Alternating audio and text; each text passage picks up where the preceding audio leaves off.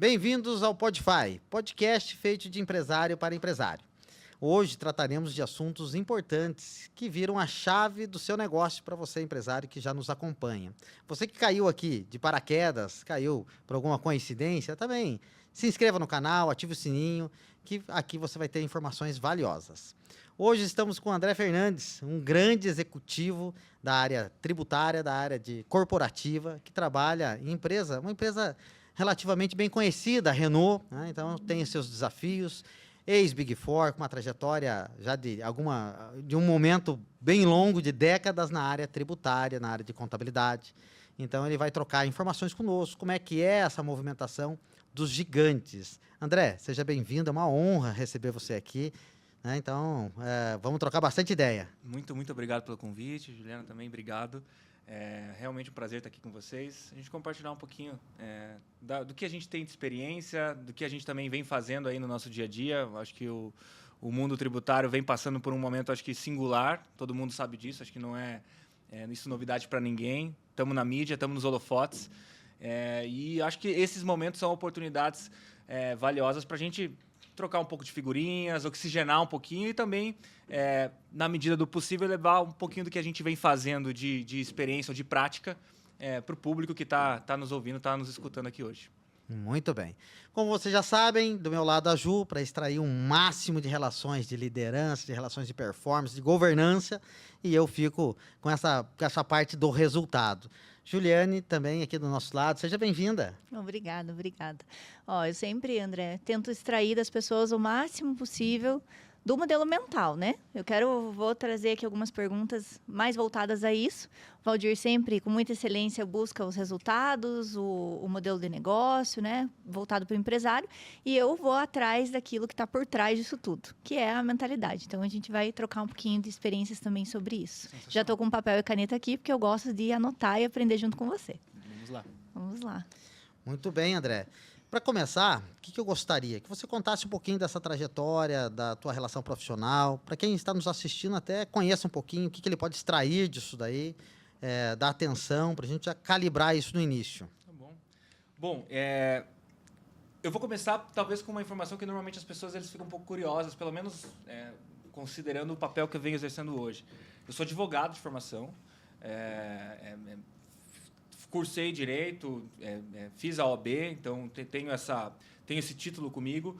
Mas desde a faculdade eu tinha um pouco comigo aquela dúvida se realmente esse era o melhor caminho ou se era aquilo que eu queria trilhar. Porque quando a gente está na faculdade de Direito, as pessoas normalmente têm como possibilidades um concurso público ou mesmo a própria advocacia.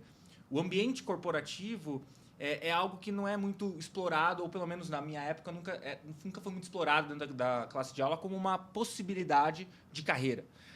E dentro dessas dúvidas que me surgiam já na graduação, eu comecei a tentar buscar possibilidades de tentar entender como que seria esse ambiente, como que seria na prática vivenciar o mundo corporativo. E foi ali que eu conheci a Deloitte. Ainda na graduação eu ingressei na Deloitte, isso em 2014, na própria consultoria tributária.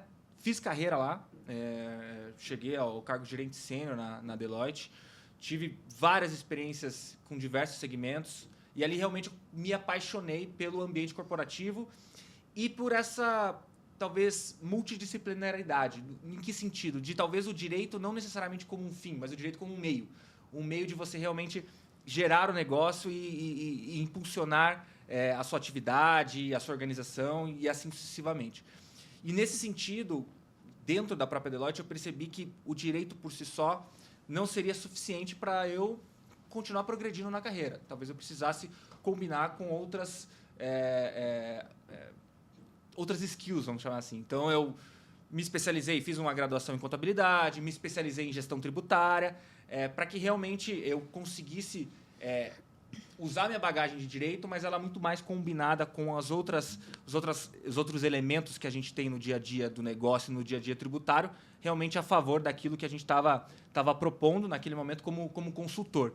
Então, eu acho que a minha carreira acabou sendo muito voltada sobre esse olhar, de você conjugar a tua técnica jurídica com a tua praticidade contábil. Então, isso foi algo que eu exerci desde o início e sempre pratiquei muito internamente dentro de mim como uma particularidade, como uma característica minha, ter sempre essa junção das duas coisas. E dentro da Deloitte, acho que foi realmente uma jornada sensacional, foram anos maravilhosos, conheci muita gente dentro da Deloitte, conheci muita gente fora da Deloitte, acho que isso foi muito importante. Além de tudo, também pude conhecer vários segmentos, né? Acho que o mais legal da consultoria é isso, né? A cada dia você está num cliente, num universo diferente, com uma particularidade, uma característica e uma dor diferente.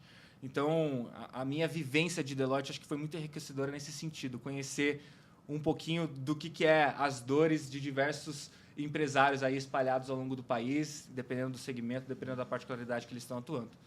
E mais, um pouquinho ali no final de 2024, final de 2023, recebi um convite daí para me juntar à Renault, ir para o outro lado da mesa, como a gente conversa, como a gente fala normalmente aqui no linguajar do dia a dia.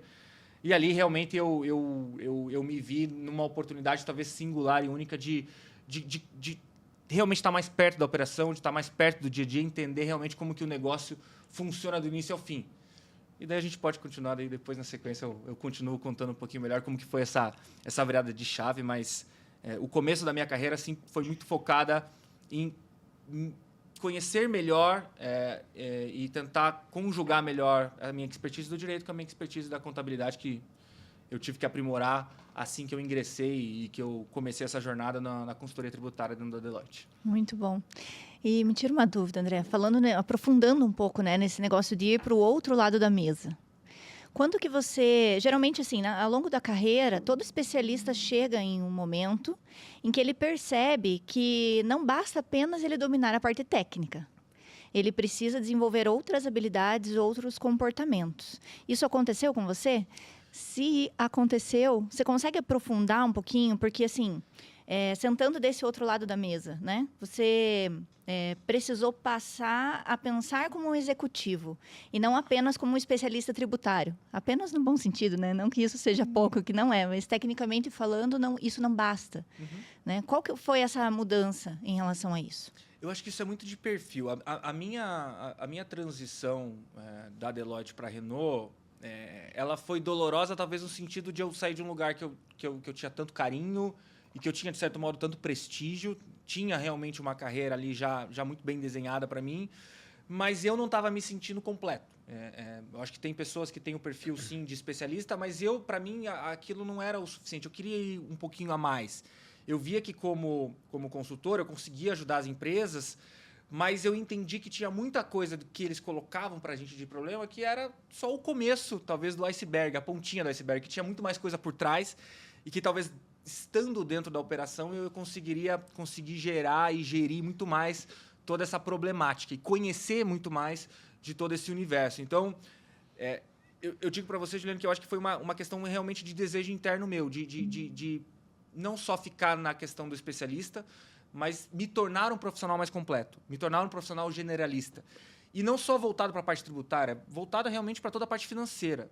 Então, essa minha transição para a Renault foi realmente uma decisão de carreira minha. Não foi simplesmente uma oportunidade de ocupar um cargo de liderança dentro de uma grande organização. Foi realmente uma perspectiva minha de futuro. Que profissional que eu quero ser no futuro? Eu quero ser um profissional completo dentro de finanças. Então, esse movimento meu foi realmente voltado para isso.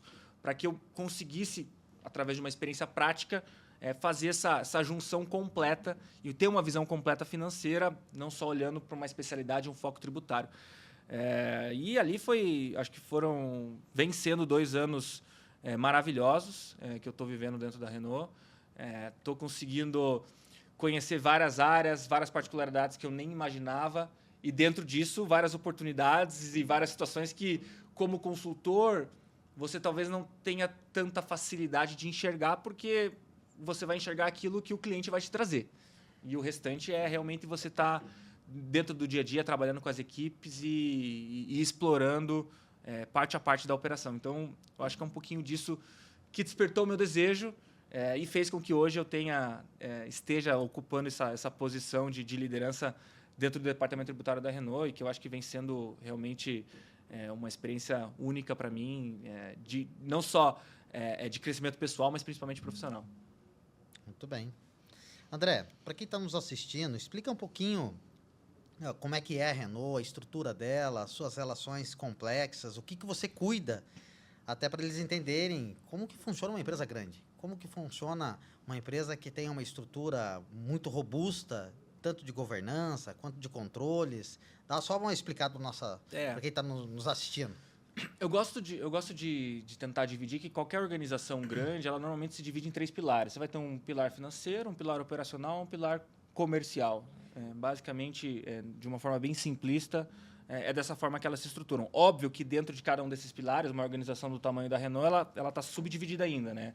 Você vai trabalhar no comercial, o comercial da Renault ela tem uma linha voltada para veículos, e daí seja veículos ligados que eu vou oferecer para os dealers, que é os nossos concessionários, ou eu vou oferecer para grandes contas, que são, por exemplo, os frotistas ou as locadoras de veículos, que são talvez boa parte do faturamento das montadoras é voltado para esse público, para esse cliente.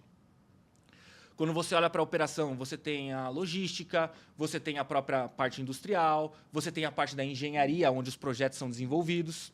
E dentro da parte financeira também, você tem toda uma organização que toca a tesouraria, toca a contabilidade, toca a controladoria. Só para vocês terem uma dimensão, a Renault, uma companhia que no ano passado faturou 20 bilhões de reais, a gente tem mais de 8 controllers dentro da Renault. Eu tenho um controller para a linha comercial, eu tenho um controle para a linha fabril, eu tenho um controle de logística, eu tenho um controle de engenharia. Então, é realmente uma operação onde você vê vários atores envolvidos, garantindo que todo esse transatlântico, vamos dizer assim, gigantesco, ele seja muito bem guiado e muito bem governado. Então, esse processo de governança é um processo muito rígido que existe dentro da Renault, mas ele acompanha de uma maneira, se você for simplificar, esse conceito que eu trouxe para vocês. Um pilar financeiro, um pilar operacional, um pilar comercial, que é mais ou menos, acho que como a grande maioria das empresas, acaba se organizando na prática. E interagindo com tantos setores, você, na sua percepção, né, para fins de um líder, assim, na liderança, quais comportamentos faz total diferença para que ele ganhe credibilidade na liderança e quais comportamentos você percebe que faz com que ele perca a credibilidade na hora que ele senta na mesa de decisão? Comunicação. Eu já falei isso. É o que ganha ou o que perde? Eu acho que é o que ganha ou o que coisas? perde. Eu acho que, para mim, é o diferencial. Qualquer líder hoje, ele precisa se comunicar muito bem. Eu já trouxe esses exemplos algumas vezes com colegas em conversas. A Renault é uma empresa multinacional, então, por exemplo, a gente tem uma relação direta com o corporate, a gente tem compromissos periódicos de reporte ao nosso corporate. Se a comunicação ela não é bem feita, se ela não é tempestiva, se ela não é assertiva, ela vai gerar problemas.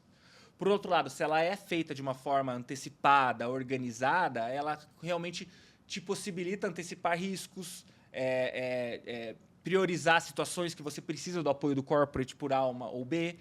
Então, de uma forma ou de outra, o líder ou o executivo que não tem a comunicação como talvez a sua principal ferramenta de utilização no dia a dia, ele já começa atrás, porque ele vai ter uma dificuldade para, seja lidar com seus principais stakeholders externos, ou seja, para gerenciar todo o teu time, todo o teu organismo interno. Então, para mim, é o principal divisor de águas. O cara que consegue se comunicar muito bem, ele vai conseguir alavancar a tua operação, vai conseguir romper as barreiras e quebrar as pedras que a gente tem no nosso dia a dia.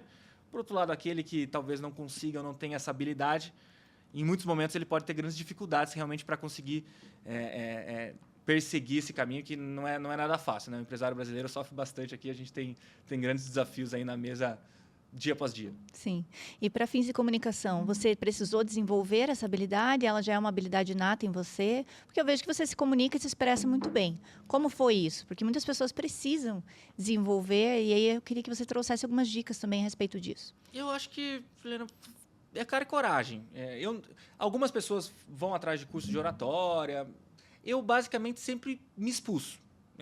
Vou ser sincero para você, no meu começo de experiência profissional, ali, estágio, graduação, as coisas talvez não fluíam muito bem, teve reuniões que não foram tão legais, apresentações que poderiam ser melhores, mas eu acho que no final do dia você tem que pôr a cara a tapa, realmente ir lá, fazer acontecer e ir tentando. São nos acertos e nos erros que a gente chega em algum lugar, né? Não dá pra gente querer... Eu sempre falo que o ótimo é inimigo do bom. Então, vamos tentar realmente fazer aquilo que é preciso, com cara e com coragem, e no final as coisas vão se acertando dia após dia. Então, acho que é um pouco da experiência, sabe, Juliana? No meu caso específico, foi experiência. Eu sempre busquei isso em mim, sabe? Eu sempre busquei estar à frente de treinamentos. Eu sempre busquei, na consultoria, liderar e pilotar reuniões. Na própria Renault, eu sou bem curioso. Eu estou sempre envolvido em reuniões de diretoria. Eu estou sempre levantando a mão e me oferecendo para ajudar em determinadas situações. Comunicação com o corporate, da mesma forma, seja no inglês, seja no francês, é algo que você tem que, de uma forma ou de outra, praticar. E à medida com que você vai praticando, você vai melhorando, você vai fazendo as coisas acontecer. Então, às vezes eu sinto, principalmente quando a gente fala de inglês, né, as pessoas ficam um pouco travadas, um pouco receosas. Eu acho que a gente tem que ir lá e tem que se comunicar da forma mais simples e mais direta possível. E à medida com que você vai experienciando isso, você vai melhorando e, naturalmente, é um processo de crescimento. Todo mundo tem essa evolução, então, por que não a gente também ser humilde o suficiente de entender que talvez, às vezes, você não vai ter uma super oratória, mas vamos treinar, vamos praticar, que aos pouquinhos isso vai melhorando. Muito bem, a gente sempre escuta isso, né, nos bastidores, que é treino, é consistência que chega no resultado e não é o contrário, né? Então, você trouxe isso de todos os outros participantes, André, que já vieram aqui e também trazem o mesmo estilo. Olha, tem que ter consistência, tem que ter... manter ali o ritmo, a frequência, que vai chegar num modelo melhor, não na perfeição, mas num modelo melhor. Exatamente. Deixa eu te perguntar uma coisa, André. Você passou avaliando empresas de todos os segmentos numa Big Four, então, e na área tributária. Eu queria que você comentasse, nosso público são empresários que têm dificuldades e o tributo para eles é um grande gargalo. O tributo para eles é algo que dá medo, que arrepia, que muitas vezes ele entende que olhar para o tributo é errado, porque vai chamar a Receita Federal, ele vai ser preso. Então, eles têm este medo. Eu queria que você comentasse, falasse um pouco disso, do que você viu, empresas que tiveram sucesso, empresas que tiveram derrotas, pela Deloitte, porque você passou por várias. Eu tenho uma visão bem particular. A primeira é que, talvez falando um pouco do momento que a gente está vivendo hoje, se você me permite, um momento que a gente está fazendo uma transição, acho que estrutural importante. O Brasil, em vários momentos, foi talvez a jabuticaba do mundo, né? A experiência minha de Deloitte me propiciou conhecer vários segmentos e várias multinacionais que tinham que a todo momento se relacionar com o corporate e tentar explicar o nosso universo brasileiro. A gente tem o Augusto que fala um manicômio tributário. Explicar para o gringo o que acontece aqui, por que é tão difícil, às vezes, fazer as coisas aqui. E eu vejo esse momento que a gente está passando, seja a nossa integração no OCDE, Pilar 2, novas regras de preço de transferência, a própria reforma do consumo, como um movimento importante do Brasil, talvez falar uma linguagem internacional muito mais prática e mais próxima de parâmetros globais. E eu acho que isso é importante para o ambiente de negócios empresarial brasileiro. Eu acho que esse é o primeiro ponto, a gente tentar desmistificar um pouco esse sentimento de que o Brasil é complexo, de que o Brasil é difícil. Realmente espero que daqui a alguns anos a gente deixe de ser essa figurinha tão difícil de interpretação no exterior.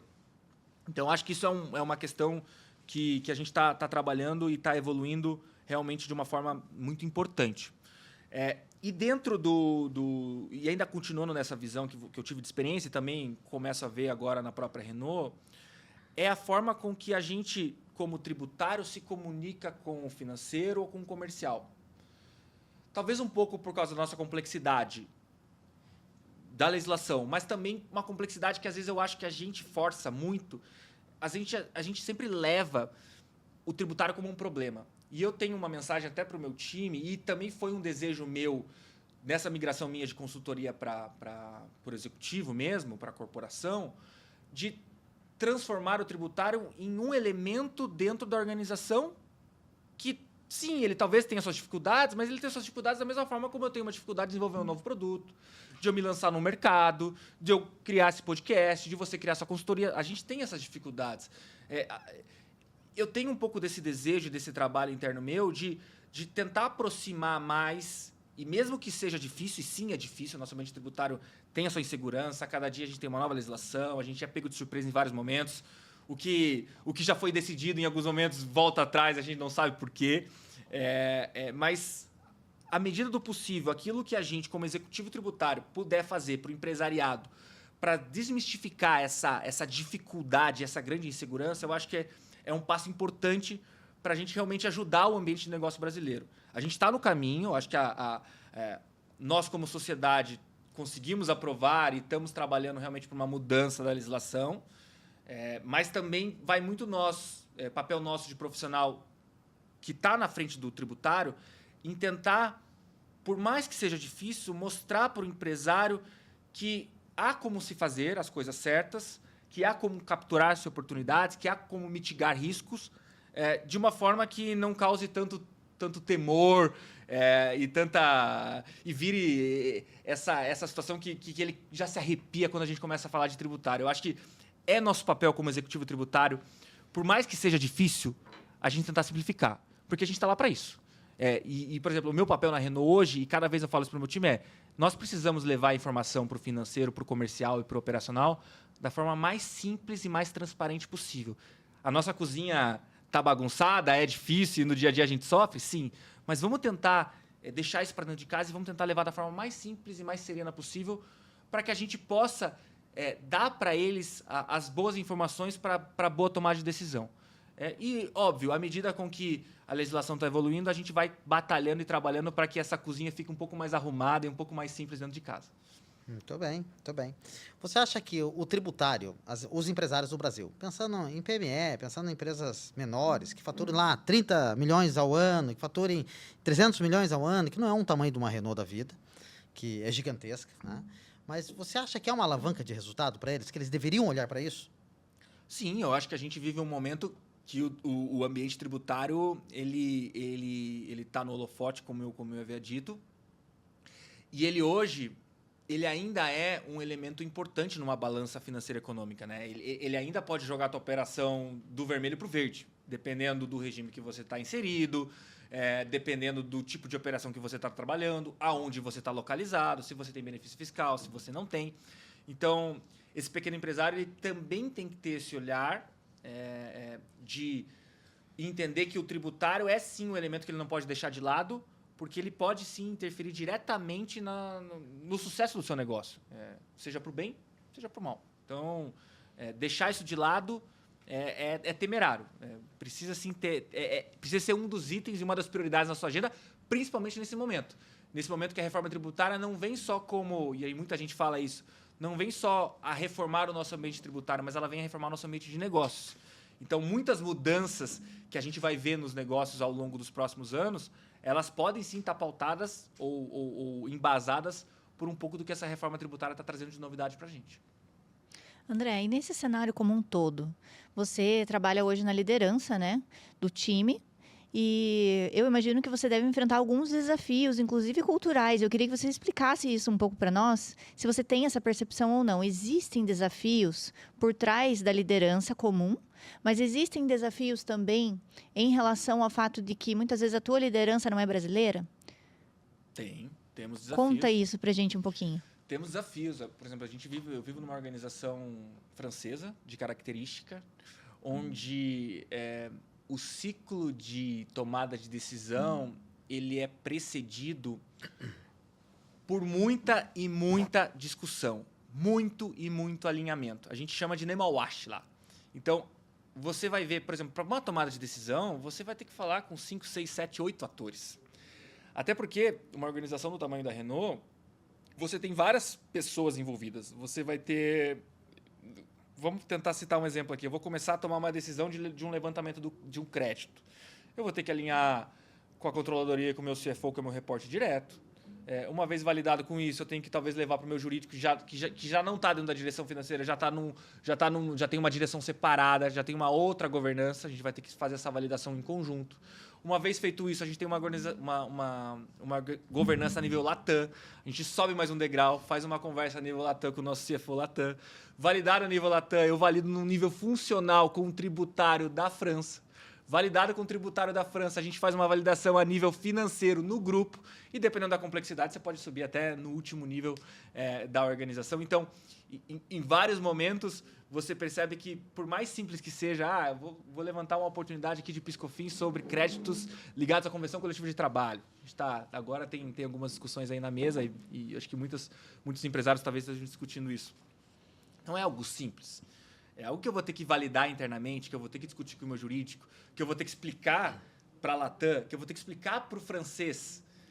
E sempre nesse formato característico e cultural da Renault de conversas, de alinhamentos, e nem sempre é uma reunião, são duas, são três, até que, por fim, todos estejam devidamente alinhados e daí a gente possa soltar o fluxo de formalização documental. Então, percebe-se muito dentro da Renault que a comunicação é uma das principais ferramentas de exploração e discussão desse tema. E não é algo que eu vou dizer que o francês ele não confia no que o Brasil está fazendo. Eu acho que é uma característica mesmo. O francês gosta de discutir, ele gosta de explorar, ele gosta de pautar e de realmente ter essa troca e explorar e ver se realmente todos os pontos estão muito bem cobertos, se todos os riscos estão muito bem endereçados, para garantir que depois, uma vez aprovado nesse nível de comunicação, a gente possa só seguir o fluxo formal e fazer as devidas validações documentais e formalizadas adequadamente. Então, acho que talvez essa seja uma das grandes características que a gente tem numa organização multinacional e particularmente cultural ligada ao francês. Eu vejo muito disso, isso é muito comum, sabe? A gente gasta muito tempo. O pessoal não fala que a gente gasta, a gente investe muito tempo em reuniões específicas para ir explicando para cada um dos atores que estão direto ou indiretamente envolvidos nessa tomada de decisão. Muito bem. André, qual que é o grau de prioridade da análise tributária, ou seja, de uma oportunidade tributária para uma empresa multinacional? Por que eu pergunto isso? As empresas, hoje tem empresas por receios, e o mercado ele vem se divulgando muito, eu venho batendo muito nisso, né? O digital trouxe muitas pessoas que muitas vezes não conhecem, não tem a mesma experiência que você, não passou por uma Big Four, não analisou empresas de capital aberto, como você hoje está na Renault e assumiu um grande cargo. E eles entenderem uma prioridade que uma multinacional dá para uma matéria dessa, pode ser que mude a chave dele também e tire esse receio, desde que ele ache bons profissionais. Você consegue compartilhar isso conosco? O que mais tem são oportunidades que batem a nossa porta. Eu acho que pessoas que trabalham em grandes empresas ou tá em médias e pequenas, eu acho que cada vez mais começam a perceber, principalmente com esse movimento da reforma tributária, que há realmente vários e vários consultores e várias empresas abordando, oferecendo soluções, oferecendo teses. E a gente sempre trabalha com muita precaução, tá? Não só pelo nosso nível de governança, que obrigatoriamente a gente tem que cumprir, eu acabei de explicar para vocês aqui, é um processo árduo que a gente tem que trilhar. Burocrático, de certo modo, sim. Mas mais do que tudo, eu sempre tenho como princípio que a gente precisa ter a troca de conhecimento, ter a troca de informações, e não só escutar uma única pessoa, mas escutar outras pessoas. Então, essa é uma prática que a gente faz muito dentro da Renault. A Renault ela tem seus parceiros de longa data, que são talvez os seus parceiros de confiança, consultorias, grandes bancas de advocacia e o próprio time que a gente sempre tenta formar com alto grau de excelência técnica. Mas essa proposição das discussões, a gente nunca toma uma decisão ou segue uma oportunidade unicamente baseado num escritório que nos trouxe alguma informação. A gente leva essa discussão para outros fóruns, seja internos, seja com outros parceiros. Então, esse tipo de situação ela é rica. Eu acho que você tem que, sim, estar aberto a essas oportunidades que esses profissionais estão trazendo, mas eu acho que você tem que ter a humildade suficiente de levar isso para a discussão de outras pessoas, de outros parceiros, para que realmente você olhe essa situação numa visão 360 graus e você realmente tenha a segurança que você está cobrindo todos os buracos ali que eventualmente podem aparecer. De novo, nosso ambiente tributário, infelizmente, ele ainda é muito complexo, a gente vive uma transição. Então, é muito fácil, às vezes, você olhar e enxergar uma oportunidade sobre um ponto de vista e, de repente, se esquecer sobre todo o efeito colateral que isso pode gerar. Então, esse circuito de discussões, seja interno e seja externo com outras pessoas, eu acho ele muito importante e muito saudável, inclusive, para que você realmente tenha a boa informação e o bom cenário para sua tomada de decisão. Isso é algo que eu prezo muito e não só a organização com uma governança nesse nível como a Renault, ela quase que exige de você, mas é algo que internamente eu também busco sempre ter comigo. Tá, me trouxeram, que legal, agora deixa eu discutir com mais pessoas, seja interno ou seja externamente, para ouvir uma segunda opinião e ver se realmente não há nada que a gente talvez não tenha enxergado direito e que talvez possa ser importante a gente endereçar ou pelo menos entender melhor o impacto que isso pode gerar. Na tua leitura, André, pensando em time, né, pensando em liderança, qual é a diferença entre aquele profissional que ele é super bom tecnicamente, mas ele vive ali nos bastidores do negócio, nos bastidores da própria carreira, muitas vezes, daquele profissional que evolui para uma posição de influência? Você, como líder, você deve perceber isso no teu time. Sim. No dia a dia. Eu não vou dizer que eu brigo, mas eu implico muito com o meu time. Você precisa sair da tua cadeira, sai de trás do computador. Eu sei que sim, a gente tem que manusear dados, a gente tem que quebrar pedras, mas sai de trás. Vai conversar com o cara da contabilidade, desce no departamento de compras, vai tomar um café com ele, vai na fábrica, vai visitar o pessoal da logística, vai ver a operação no mundo real. Vai entender o que você está processando. Às vezes, e eu senti muito isso no começo de carreira, se você não é instigado a fazer isso, você só vai processar a informação e você não vai saber o que você está processando. Vou dizer um exemplo esdrúxulo aqui, que o pessoal, os fiscalistas vão entender, vou calcular o DIFAL. Mas o que é o DIFAL? O que está por trás disso? É uma compra do quê? Para quê? De quem? Para onde? Então, entender o negócio, para mim, é o grande diferencial de um bom profissional. O bom profissional é aquele que não é só o técnico e sabe o que está fazendo do ponto de vista da execução da fiscalidade no seu mínimo detalhe. Mas é aquele cara que entende o que está por trás daquilo que ele está fazendo. O que está movendo aquilo e por que a informação dele está chegando e para onde ela vai. Para que ele realmente tenha a crítica para entender se a informação veio boa e se a informação está indo de uma maneira bem feita para quem vai recebê-la. E se tudo que está acontecendo, ele está acontecendo como deveria acontecer, respeitando a regra fiscal, respeitando a realidade econômica dos fatos. Então, para mim, o bom profissional é o profissional que entende o negócio. E, entendendo o negócio, ele consegue usar aquilo que ele tem de especialidade da melhor forma possível, da maneira mais assertiva possível. E você, na liderança do teu time, como que você lida com, por exemplo, aquele profissional que ele tem medo de se posicionar, medo de ir atrás da informação, medo de se comunicar com outro departamento? Como que você consegue fazer a gestão disso? Eu sempre digo que talvez você não vai conseguir ter o melhor profissional em cada uma das cadeiras que você está gerindo dentro da equipe. Então, em alguns momentos, você vai ter perfis de pessoas que vão ser perfis mais introspectivos, outros mais extrovertidos. Você vai ter profissionais mais técnicos, outros mais comunicativos. Então, eu acho que é também daí o papel do executivo entender bem o time que ele tem nas mãos. Não sonhar que ele vai ter o time ideal, 100%, só com pessoas engajadas, muito comunicativas, extrovertidas, que tem essa habilidade de navegar entre várias áreas e vários segmentos. Eu acho que ele tem que entender muito bem o time que ele tem na mão e usar a seu favor as habilidades que cada profissional pode entregar. Então, profissionais que sejam mais introspectivos, tá bom. Vamos colocar para eles atividades onde ele consiga se desenvolver, mostrar o seu potencial. Óbvio, vamos tentar estimulá-lo ou entendê-lo até onde ele tem a motivação de talvez se desenvolver mais. E se ele não tiver, não tem problema. É uma característica pessoal da pessoa. Mas vamos realmente trabalhar onde ele realmente pode extrair maior valor.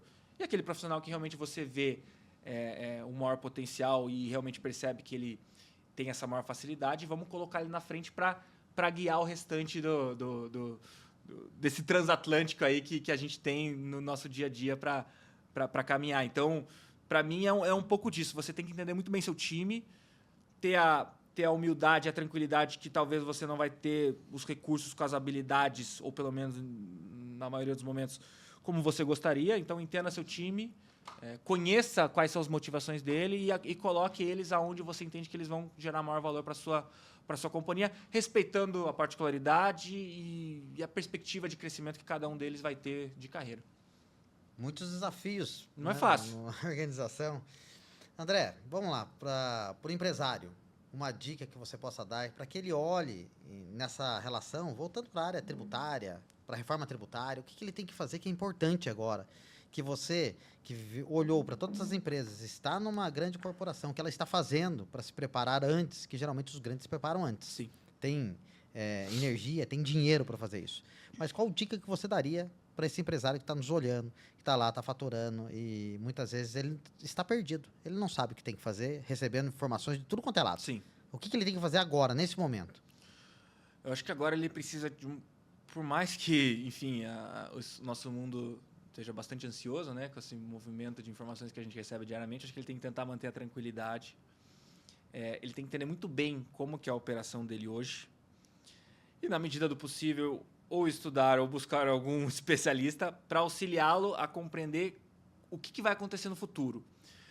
Mas não só no amanhã, quando a reforma estiver 100% implementada, no amanhã 2027, que já está aqui, batendo na nossa porta. Porque a reforma ela vem transformando, mas ela vai vir transformando aos poucos.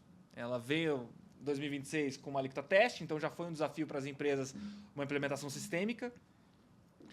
Em 2026. Agora, em 2027, ela inicia com a CBS, então já é um movimento que pode sim gerar repercussões que vão além da parte sistêmica, que pode sim impactar a parte comercial, pode impactar custo, pode impactar margens, então já é um primeiro movimento que você vai ter que obrigatoriamente fazer, e para isso você precisa entender o teu hoje para saber onde que você vai estar amanhã. E mais do que tudo, você precisa se planejar já para 2033. Eu acho que, para mim, esse é um grande desafio que a gente vem passando, tá? Como que eu me planejo para 2033, tentando, ao mesmo tempo que colocar o que já está, de certo modo, certo nessa transição de reforma tributária e, ao mesmo tempo, desenhar os assumptions daquilo que ainda não está ainda 100% definido. Uma organização como a Renault, ela não se planeja só para 2027. Ela se planeja para 2032. Os nossos ciclos de produtos normalmente são de 5 anos. Então, eu já estou pensando no produto que vai ser lançado em 2032. Qual que é a boa informação que eu tenho que dar para a pessoa que está fazendo o desenvolvimento desse produto? O que ela precisa ter nas mãos dela para entender o ambiente que ela vai viver naquele momento?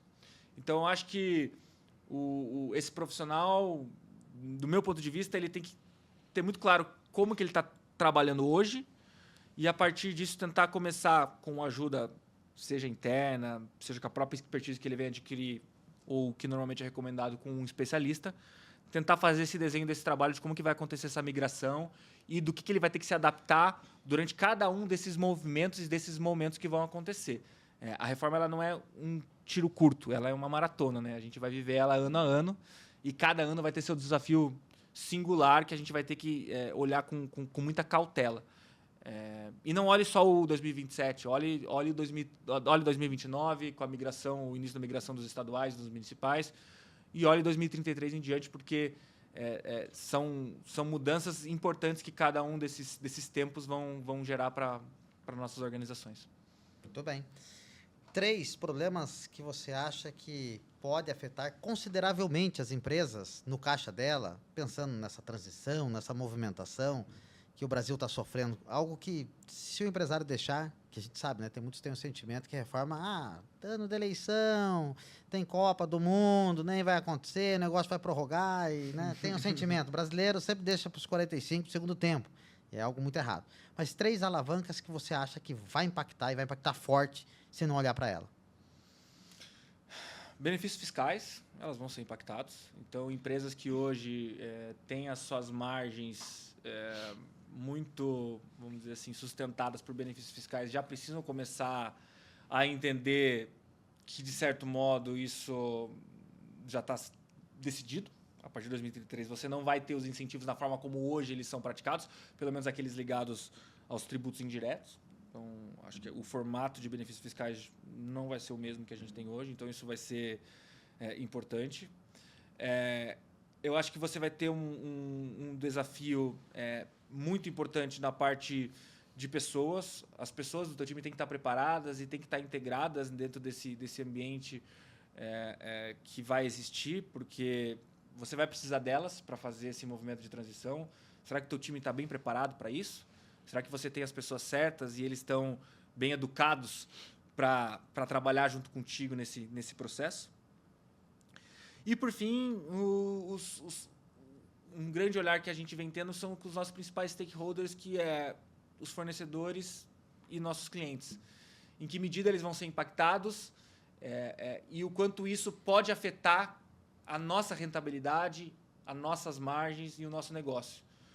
Então, talvez esses são os 3 principais eixos que pelo menos é os que mais me preocupam, os que mais a gente vem olhando, né? Em que medida a gente está bem preparado para o fim dos benefícios fiscais, como que o nosso time está preparado para guiar a organização como um todo ao longo dessa jornada, e como que os nossos principais stakeholders, sejam os fornecedores, sejam os nossos clientes, como que eles vão ser impactados, porque isso, direto ou indiretamente, vai impactar o business como um todo. E como que você pretende, André, preparar o teu time e quais dicas você poderia dar para o empresário para que ele tenha a habilidade de treinar esse time ou então preparar esse time para que aconteça essa transição da melhor forma possível, sem causar traumas para ele? Quais dicas práticas assim você daria como líder? Olha, eu venho convidando muito meu time para estar nos fóruns que a gente tem, sejam os fóruns que existem dentro do próprio segmento. A gente participa muito da Anfávia, que é a Associação das Montadoras, então a gente tem um ciclo importante de discussão lá dentro. É um primeiro pilar importante. Óbvio, o estudo individual de cada um, eu acho que isso é um dever de casa que cada profissional tem que fazer. E, por fim, e para mim, que é mais salutar, é você estar conversando com parceiros, tá participando de eventos. Eu acho que o que a gente está construindo é algo que a gente está construindo em conjunto, né? É o governo, é o setor privado, as consultorias, são os escritórios de advocacia, a contabilidade. Isso é uma construção conjunta da sociedade como um todo. Isso ainda está sendo construído, nem tudo está 100% definido. E também é nosso papel estar dentro desse debate para que a gente realmente, lá na frente, não reclame que não ficou muito bem feito isso ou acolá. À medida do que a gente puder, a gente tem que ter voz, a gente tem que fazer coro, seja como profissional autônomo, seja como empresário, seja como advogado, contador, executivo. A gente tem que realmente propor e debater. Eu acho que esse é um momento oportuno para isso, a gente está nesse momento. Então, eu convido sempre o meu time a estar fazendo parte desses fóruns, a estar participando dessas organizações, a estar recebendo as pessoas dentro da nossa organização, com reuniões técnicas, para que realmente a gente sempre esteja propagando esse universo de discussão, de informação, e com isso todo mundo está crescendo junto. E André, eu tenho uma curiosidade. Quais habilidades você precisou desenvolver e quais habilidades, ou na verdade comportamentos, você precisou abrir mão nessa jornada do teu crescimento? Hoje você é um líder, você está num patamar alto aí de sucesso, mas a gente sempre fala muito sobre o que a gente tem que aprender, mas eu também queria saber o que você teve que desaprender nessa jornada. Interessante. O que eu tive que desaprender? Eu acho que uma das coisas que eu mais tive que desaprender foi talvez um papel de muito amigo, colega com algumas pessoas. Quando a gente está no ambiente profissional, em determinados momentos, ou em várias circunstâncias, a gente tem que tomar decisões difíceis. Que talvez, se você for olhar para o lado pessoal, talvez sejam decisões que, pessoalmente, você se sentiria mal de tomar. Então, eu acho que separar muito bem o CPF do CNPJ é algo salutar para que você realmente seja o mais sério e profissional possível na sua tomada de decisão. Então, liderar pessoas nunca é simples. Você sempre tem aquela conexão, sempre tem aquele tipo de relacionamento. Às vezes você conhece a pessoa de outras épocas, fora do ambiente do trabalho.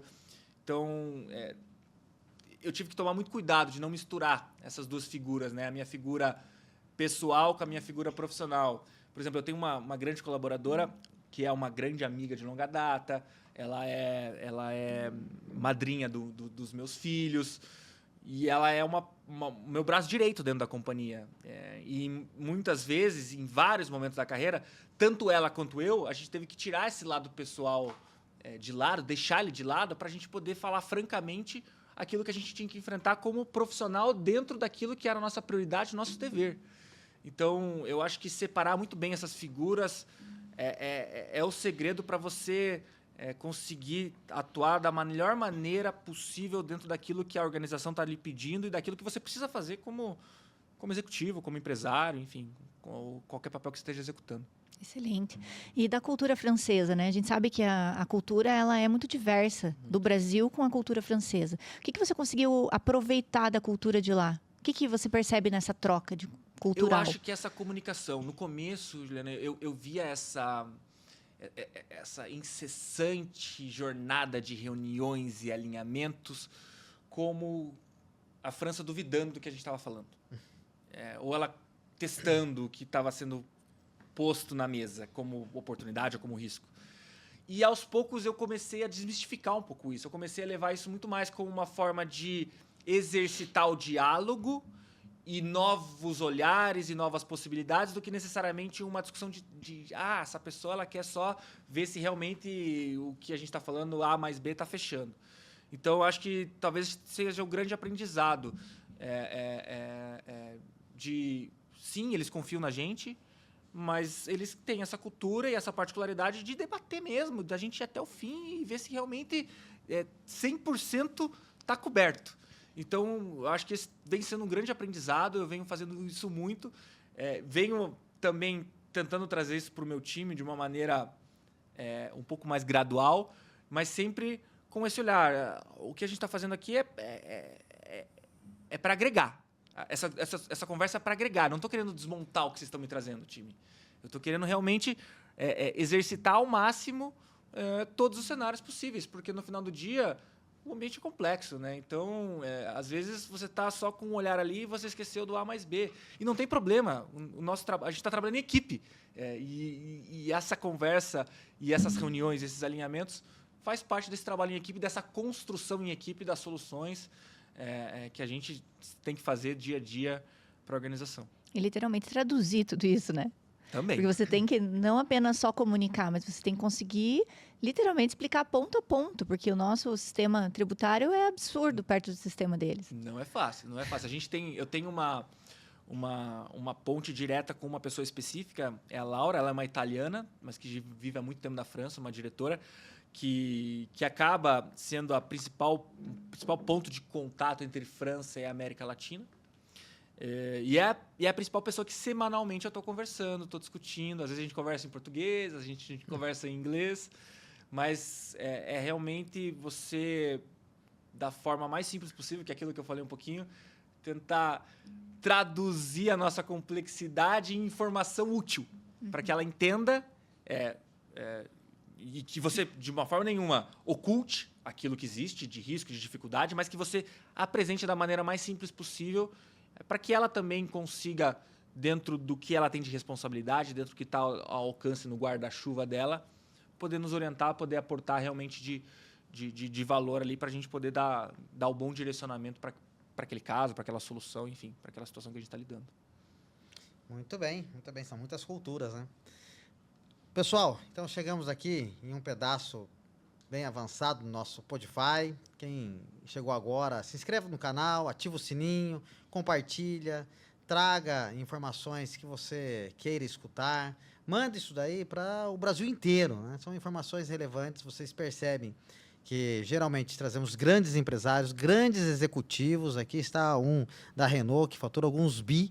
Então, eu acho que isso são informações importantes que realmente pode mudar a nossa característica, uma informação, uma atitude, um movimento. Então, fica aqui a dica e vai seguindo e a gente vai trocando ideias. André, pensando agora na reforma tributária para a Renault, para que o que eu quero saber? Como é que vocês estão preparando isso para levar para o empresário também? Olha, se a Renault está em um nível de maturidade X, por que eu estou distante disso ou por que eu estou olhando para isso? Uhum. Mais ou menos nesse ponto. Como é que a Renault hoje trabalha, como é que ela olha para a reforma tributária no ambiente dela? Dividimos a reforma em 3 pilares. Um pilar tecnológico, então existe toda uma governança ligada às adaptações sistêmicas que sim ou sim vão ter que ser feitas. Existe um pilar financeiro, o que a reforma tributária vai me impactar, em margens, em custo, em receita, enfim, elasticidade de preço, enfim, o que isso efetivamente vai afetar financeiramente a gente. E operacional. O que seja por uma conclusão que eu tive no sistêmico ou no financeiro ou por qualquer outra questão, que no meu dia a dia da operação vai ter que ser ajustado por A mais B, porque a reforma vai impactar. Então, a gente olha esses 3 pilares, eles se conversam, mas cada um tem um foco específico e tem atores específicos trabalhando dentro dele. E, combinado a isso, cada um desses pilares eles têm prioridades específicas. Então, o sistêmico teve uma prioridade imediata, que foi a integração das alíquotas teste de IBS e CBS a partir desse ano. E agora ela tem os novos desafios que vão vir na sequência, com a integração efetiva da CBS e na sequência do IBS. A gente também, dentro do segmento automotivo, tem o desafio do imposto seletivo, que ainda, infelizmente, é um ponto de interrogação, a gente pode até falar disso depois. No ponto de vista financeiro, estamos debruçando o nosso P&L, nosso fluxo de caixa, ano a ano, 27, 28, 29, até 33. Então, ano a ano, entendendo como que ele vai se comportar e se existe algum momento que ele pode estar um pouco mais prejudicado ou não. E do ponto de vista operacional, a gente foi em todas as áreas e foi cansativo. Então, a gente navegou dentro de compras, a gente navegou dentro do time comercial, a gente navegou dentro da logística, dentro da fabricação, dentro do RH. E cada uma dessas situações a gente mapeou o que estava sendo feito no dia a dia. E aí que foi até uma oportunidade, tá? Isso é legal. Porque dentro desse mapeamento operacional, óbvio que o objetivo principal é você entender o que isso pode impactar o seu amanhã, o que você eventualmente vai ter que ajustar por conta da reforma. Mas foi também interessante para provocar as áreas a entender se o que ela estava fazendo de operação estava fazendo sentido, porque às vezes numa organização do tamanho da Renault, às vezes as pessoas só estão replicando atividades que vêm sendo feitas porque sempre foi assim.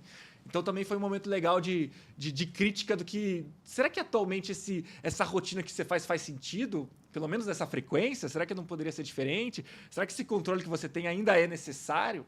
Então também foi interessante nesse ponto de vista. Então, a Renault ela vem trabalhando dessa forma, dentro desses 3 pilares, com medidas de curto, médio e longo prazo, e principalmente dentro do operacional, entender a particularidade de cada um dos setores, porque cada um desses departamentos que a gente tem dentro desse operacional, eles podem ser afetados de maneiras diferentes. Por exemplo, a logística, eu imagino que a gente vai ter um impacto muito grande com os prestadores de serviços, então a gente já tem que se antecipar a isso. A gente tem fornecedores de N complexidades, eu tenho fornecedores grandes que eu sim sei que vão estar preparados sistemicamente para a reforma, mas eu tenho outros, será que ele está pronto para isso? Será que eu tenho o risco desse cara nem saber o que está acontecendo e travar a minha operação porque ele não vai conseguir me fornecer mercadoria? Será que o meu concessionário está preparado para uma nova dinâmica tributária que vai existir, que vai exigir dele também? Então, o meu jurídico, será que ele está preparado para uma enxurrada de revisão de contratos que a gente vai ter que fazer? De cláusulas específicas que vão ter que ser criadas? Será que o meu RH entendeu que se os benefícios para trabalhadores não estiverem integrados dentro da coleção coletiva de trabalho, ele pode virar um custo para mim? Então, são coisas que se você não for departamento a departamento, você às vezes pode deixar passar despercebido. Então, eu acho que agora é o momento de você sentar e conversar com cada uma dessas pessoas, entender o que cada uma delas faz. De novo, não só para avaliar o impacto que isso pode gerar para a reforma, que você vai ter que ajustar aqui ou acolá, mas também, às vezes, até para provocar, será que isso aqui faz sentido? Acho que vale. Pelo menos é um aprendizado interessante que a gente está tendo internamente dentro da Renault. Pelo menos para remodelar, né? Exatamente. Muito bem. A Renault começou a estudar a reforma em 2026, 2023, 2024. Quando que ela começou a estudar a reforma? A Renault vem estudando a reforma desde 2023. Eu ainda nem era Renault, eu lembro de eu ter participado de um... Foi um workshop que eles fizeram, convidaram, eu tive o prazer de participar daquele workshop como um dos palestrantes para começar a conscientizar as pessoas a respeito disso. 2024, eu já estava lá, a gente entrou com um pouco mais de força dentro desse processo. 2025 a gente ganha força. Então, acho que isso é um ponto importante também. Dependendo do tamanho da sua organização e dependendo da forma com que você trabalha a reforma, talvez você não vai conseguir conscientizar as pessoas do dia para a noite. Não é algo simples. Você não vai explicar a reforma num dia para o teu time comercial, ele já vai entender, ele já vai saber os impactos, ele já vai sair trabalhando para você. Você vai ter que... É um trabalho de formiguinha. É dia após dia. É lembretes. É mês a mês você voltando, você falando de novo do assunto. Então, realmente é algo que você precisa suar a camisa, porque não é do dia para a noite que a chave vira para todo mundo. É aos poucos. Então, e na própria Renault eu percebi que foi assim, 2023 começou, 2024, e você vai ganhando força, né? Você vê que o teu tributário começa a entender melhor, depois o teu financeiro vê a importância, e daí, à medida com que for, você vai vendo que as outras áreas também, putz, eu acho que isso aqui vai pegar. Eu vejo que hoje, por exemplo, o nosso compras está muito integrado com a gente, ele está muito atento para isso. Que legal. O jurídico desde o início também, a TI realmente foi sentir as coisas a partir de 2025. Então, cada área teve seu tempo de amadurecimento, seu tempo de entendimento da complexidade que a gente ia vivenciar. Então, acho que esse papel de estar frequentemente renovando esse alinhamento, esse discurso, ele é primordial para um bom sucesso e para uma boa integração. E, de novo, não é um tiro curto, não acaba agora, porque em 27 começa o CBS, ele vai continuar. Então, esse trabalho ele vai precisar ser alimentado ano após ano. Até porque as pessoas trocam, a organização se renova e isso vai ter que, enfim, ser uma das prioridades, pelo menos de quem está liderando o tributário, está sempre trabalhando para lembrar as pessoas disso. Aproveitando esse gancho que você comentou da mentalidade, né, do time, qual seria assim, a primeira mudança de mentalidade que você entende que, para aquele líder ou para aquele profissional que busca construir a sua carreira de uma forma sólida, de uma forma respeitada, que traga, né, esse respeito, essa credibilidade para ele, e principalmente estratégica. Qual seria assim essa primeira mudança de mentalidade que ele deveria ter? Eu acho que ele tem que primeiro conhecer da técnica. Eu acho que você não pode sair vendendo algo que você não conhece, que você não entende. Então, eu tenho isso comigo. Eu prezo isso para mim. Eu estou sempre me especializando. Eu nunca estou satisfeito com aquilo que eu tenho. Estou nos fóruns, estou discutindo, estou estudando, estou testando. Então, eu acho que isso tem que ser a tua prioridade número 1. Você precisa saber do que você está fazendo. Se você não souber, você vai ter um problema. Em algum momento as coisas vai aparecer, vai dar problema. Eu acho que esse é uma primeira questão. A segunda questão são relacionamentos. Eu acho que você precisa se relacionar com as pessoas, né?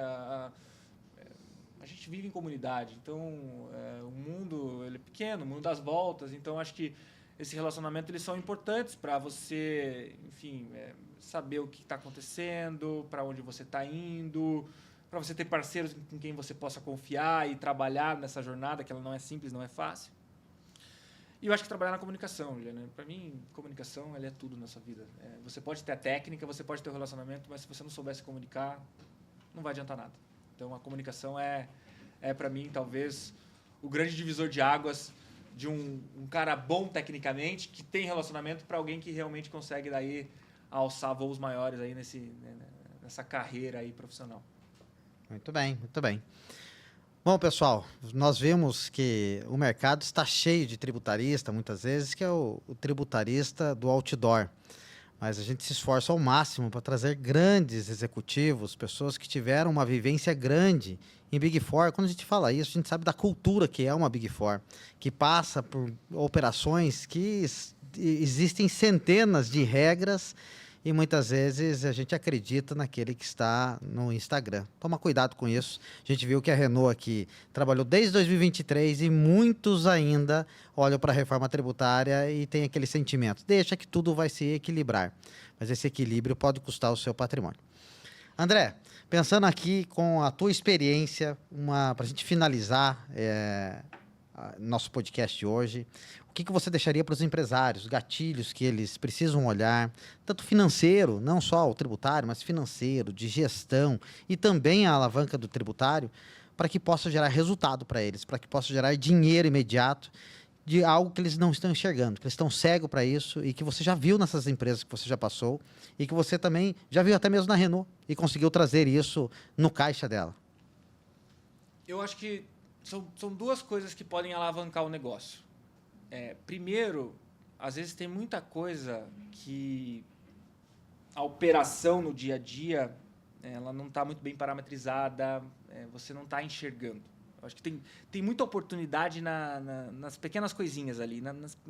A gente brinca que o diabo mora nos detalhes, né? Então, as vírgulas, olhe com atenção, porque tem coisa ali. Tem alguma operação sua que não está... que talvez tributariamente não seja a forma mais estratégica de fazer. Tem alguma compra que você está fazendo que você não está aproveitando. Tem alguma operação que talvez você poderia fazer diferente. Então, eu acho que esses pequenos detalhes, acho que eles são importantes. Mas tem também as grandes oportunidades, sejam as teses tributárias, que a gente vive um ambiente, felizmente ou infelizmente, de certa mudança muito dinâmica legislativa, né? Então, a gente teve agora, recentemente, a Lei Complementar 224, que está limitando os benefícios fiscais, é um ponto importante de alerta, mas, ao mesmo tempo, a gente tem a todo momento renovações de entendimento, conceito de insumos para fins de PIS/COFINS. O PIS/COFINS acaba esse ano, então seja uma das grandes últimas oportunidades que eu tenho de fazer uma revisão completa dentro do meu PIS/COFINS nos últimos 5 anos. Aproveitar algumas teses previdenciárias, a gente tem algumas importantes também que estão na mesa, sempre com muito cuidado, sempre com muito bom direcionamento, sempre muito bem assessorado, mas acho que sim, são situações importantes. E, por fim, benefícios fiscais. Os benefícios eles ainda existem. Eles vão acabar, provavelmente no formato que eles têm hoje, aqueles benefícios ligados aos tributos indiretos, sim, mas eles ainda estão na mesa. Olha, aproveite, veja o que ainda tem, veja o que o teu Estado ainda oferece, veja as possibilidades que a própria legislação traz. A Lei Complementar 160 trouxe algumas possibilidades de copia e cola e outras situações. Então, explore também os benefícios fiscais enquanto eles ainda vão existir. E se prepare para amanhã, onde eles talvez não sejam mais tão diferenciadores ali de uma balança econômica financeira, e daí você vai ter que, enfim, se apegar àquilo que a tua operação realmente pode tirar de maior valor e de maior importância. Então, eu resumiria dessa maneira. Muito bem, muito bem. André, foi uma honra estar aqui com você e conversar um pouquinho das tuas experiências, das tuas movimentações, da tua dinâmica de liderança. É muito legal, né? A gente ter aí uma troca com pessoa que já passou por grandes organizações, muitas vezes que a gente nem sonha como né? Toda essa burocracia, todos esses canais, esses níveis de comunicação. Exatamente. Então foi uma honra, te agradeço de verdade mesmo por você ter participado. E aqui chegamos ao fim de mais um Podify. Podcast feito de empresário para empresário, como a gente sempre se comunica. Comenta, se inscreva no canal, ativa o sininho e tamo junto!